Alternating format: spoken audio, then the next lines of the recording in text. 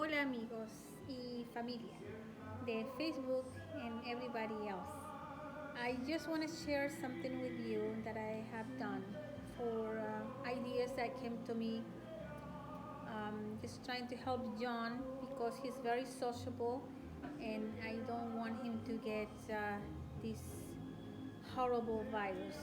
So here, this is my glasses, right?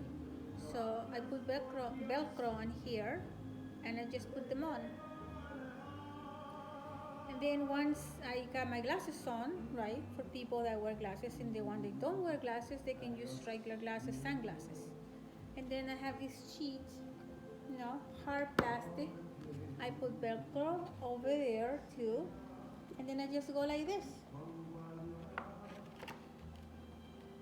and that's it. And I'm protected. And I'm protected from people.